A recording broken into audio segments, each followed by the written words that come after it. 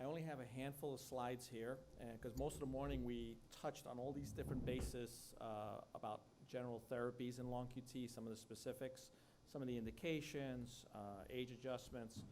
So what I want to do in this presentation, first of all, make it a presentation, and here we go. What I would like to do is give an overview of therapy in terms of our goals, our approaches to that, and what the future may hold. Kind of a very brief overview. And a lot of the details people have heard over the last few hours this morning, and you'll hear some more details about the defibrillators themselves and AEDs from Dr. Wang later. So there's two things. We're going to talk about the goals of therapy as well as the approaches to treatment. So they are different. A lot of people will clump them together as goals and approaches. But first of all, what is the goal? So when we approach a therapy of a disease, what is the goal? In long QT, along with other ion channelopathies, there's several long-term goals that we want. So whatever we do, we want to approach it with this in mind. One was reduce the risk of arrhythmic events. The second theme that we've been hearing all morning, and we'll hear probably for the rest of the day, is minimizing the abrupt sympathetic or adrenaline system responses that people can get either through arousal triggers, auditory triggers, exercise, swimming. All these things impact that part of our nervous system that controls or modulates input and output. If possible, we know that long QT makes the electrical system a little less stable. The longer it is, when it's abnormally long, there's more opportunity to have life-threatening rhythms. So any therapy that potentially can reduce the QT interval, we suspect will reduce the incidence or how many events someone has. So that's a goal of therapy or an approach if we design one. The other one is, can we improve the function of the electrical switching, the ion channels, at the cellular level? And that goes in one of two things: medications that alter the electrical switching. So the medication goes and alters the switch and repairs or stabilizes the electrical signaling to make it less likely to have an abnormality or like a life-threatening rhythm. The other thing in the future, which is not here yet, so a drug that affects or repairs the channel temporarily while you're taking the drug is called gene-specific therapy. The drug is specific to the channel or the gene defect associated with that channel. But everybody keeps hearing now in the medical literature of gene therapy, which means you go in and you edit the gene, or people have heard the word CRISPR, where you go in and you replace parts of the genome. That one is still experimental. It's not really for QT right now, but in the future there may be some ways of actually editing at the gene level. But that's kind of in the future. So right now the closest we have to that is gene-specific therapy. So based on the gene, we can maybe design drugs that are very specific. So these are the goals. Any approach to long QT tries to hit these goals to affect someone's life. Now, how do we approach these goals? So we just went over some of the goals. So one of the things that we've heard all morning was preventive measures or appropriate measures and precautions to be in place. It's in the guidelines. It's even been specified more in the 2015 guidelines. And these include lifestyle modifications, which is actually one of the hardest. And I think most of us know that, just trying to live a good, clean life with a lot of exercise and eating well. Minimizing triggers, and that's very personal. So just because a certain gene may be associated with certain triggers, we know that when you take a large population of people, on average, they may have these triggers. But the individual, everyone has their own triggers that may not be the same, even if you have the same gene as another family. So you want to minimize those triggers, and that requires, kind of an understanding of where you fit personally and which triggers are the most important for you. Avoiding drug interactions is also a big deal. As all of us know, medications, the number of medications that people on average have to take is increasing. The opportunity, the nice thing of having choices of medications is that we can treat a lot more things now successfully than we were able to 50 years ago. But along with that, we have an exponential rise in the number of medications, thousands of them that probably come out for all different diseases, including over-the-counter, and then trying to predict which ones can affect the QT interval, or by itself it won't, but when combined with other medications may have an additive effect.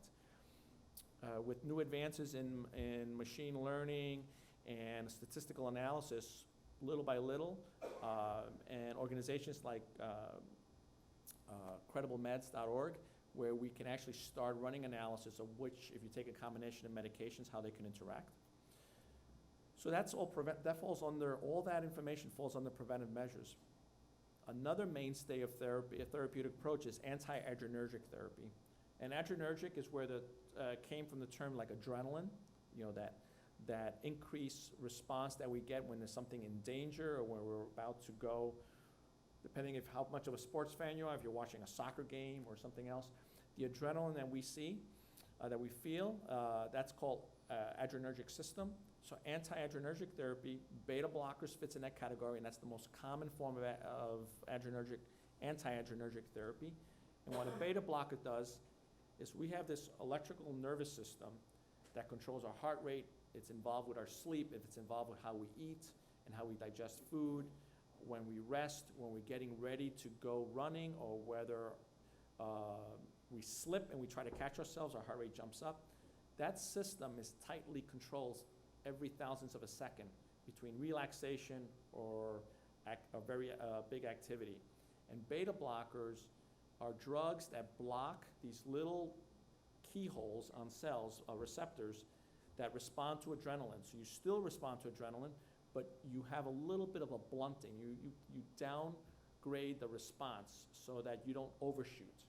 And that's what beta blockers do. It's used, it's been around for over 40 years. It's used for heart attacks, it's used for palpitations, it's used for a lot of different things.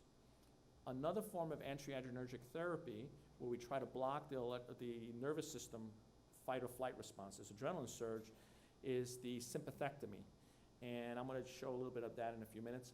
Pacemakers were early on used, but now with implantable defibrillators, if someone needs a device in general, depending on risk profile, they may end up with a defibrillator that also acts as a pacemaker. And Dr. Wong will go over that in a little while. We talked about gene-specific therapy and gene therapy. So we have the goals and we have the approaches. When we talk about situational awareness and precautionary methods, here's just an example back from 1972 of an auditory trigger, an alarm clock going off in the morning while somebody's monitored. We see here some ectopy, short, long, short. Happens again here on the right-hand side of the screen. And I guess I have a pen here, right? Yeah, I was using my mouse, but here's better. So alarm clock goes off. You see extra skip beats. The timing of these beats, because the QT while sleeping especially is long.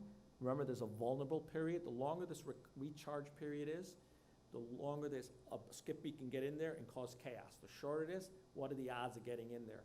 So when you're sleeping, it's long, you beat, beat, extra skip beat here, and then it triggers this kind of rhythm. This is just an auditory stimuli, but there's other stimuli that can do it as well, including startling, surprises, that kind of thing can also be a trigger. And we talked about swimming in LQT1. So the sympathetic system, this is just a more simplified slide, but shows that from our main nervous system, that we have different nerves that come down to modulate the heart.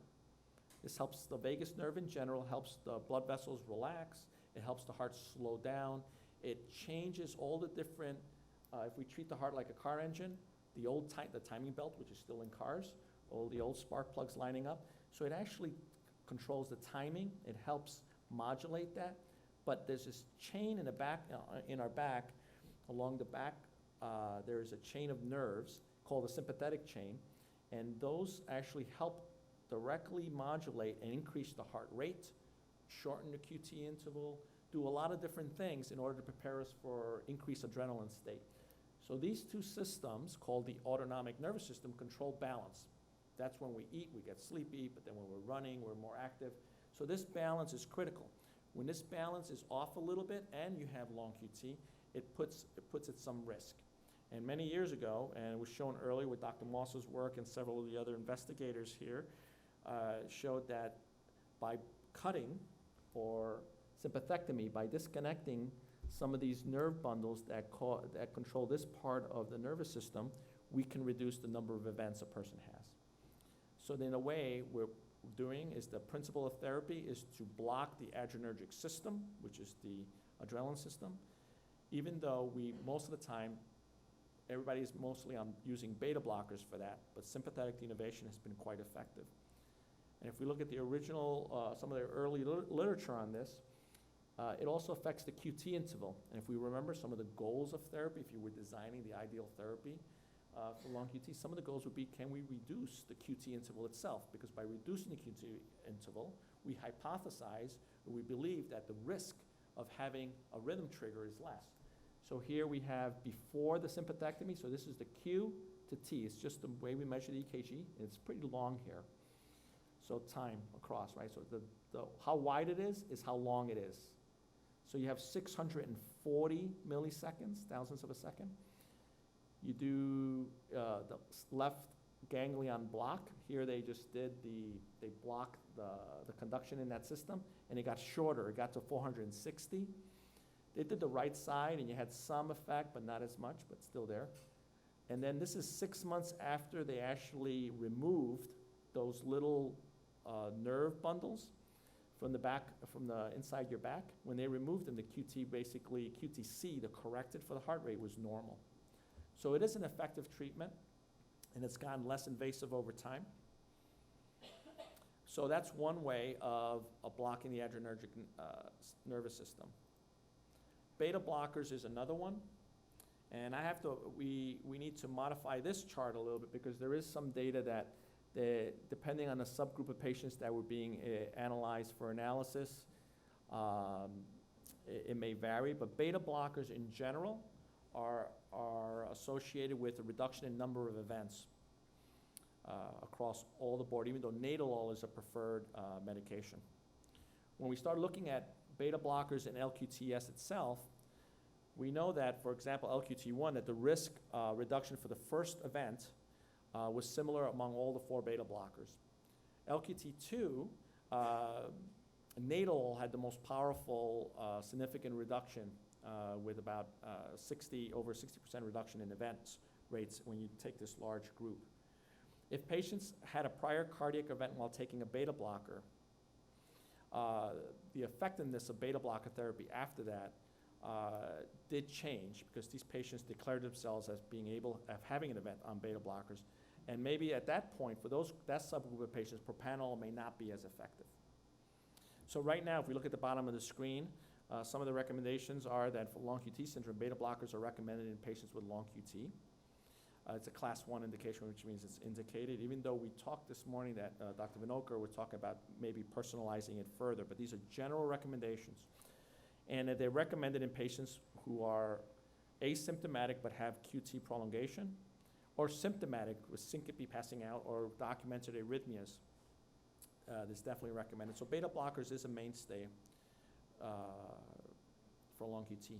Gene-specific therapy itself, we talked about a drug that can particularly target the problem or the abnormality associated with a specific gene.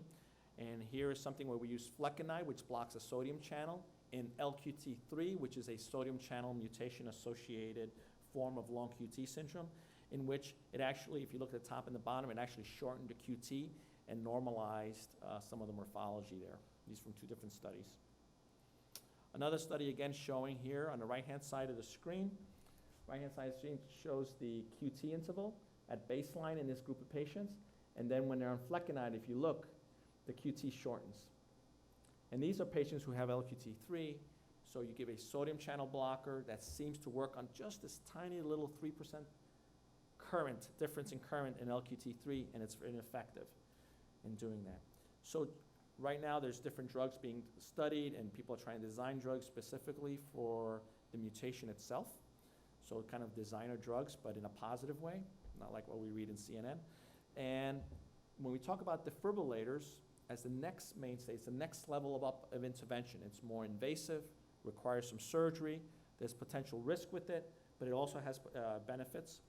So this is a similar slide to what Dr. Zariba had earlier, where we have a transvenous on the left-hand side here, where it goes inside the blood vessels here, and the new forms where it's actually underneath the skin, and the whole system is underneath the skin.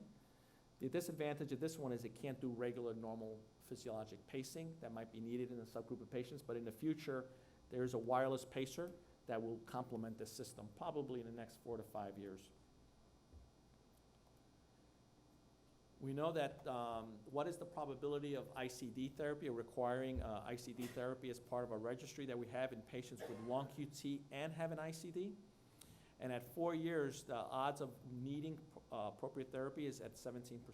So patients who had received an ICD for one indication or the other who have long QT, 125 patients in this registry at this time point, in about 4 years, still have about a 17% chance that they'll end up using that defibrillator. And this is a little bit kind of like hot off the press. Not yet in press. So if you had patients who have an ICD and an LQT patients, and looking at the risk of mortality and between different groups, total mortality, which means all the patients, and looking at mortality up to age 50, and censoring at age 50 means that once you hit 50, we know that people can get more coronary artery disease, they can have other diseases that may affect potentially having an event of dying from something unrelated to long QT.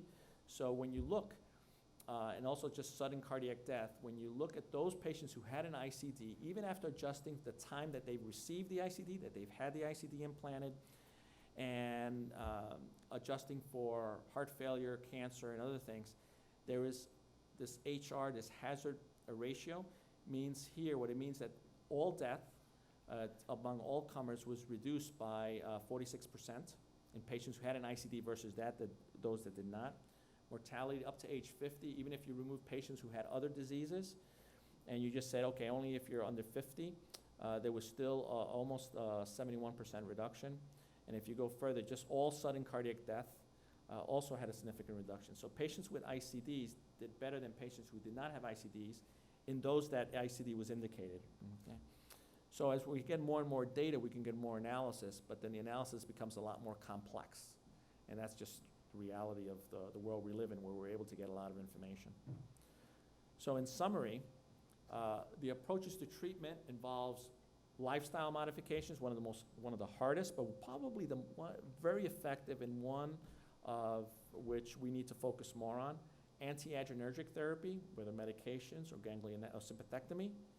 An implantable device, which devices are now becoming less invasive, hopefully over time. Gene-specific therapy, where drugs alter and repair temporarily while you're taking a drug, correct the defect associated with the gene. And gene therapy, which I think we're still thinking a good 15 years out for that.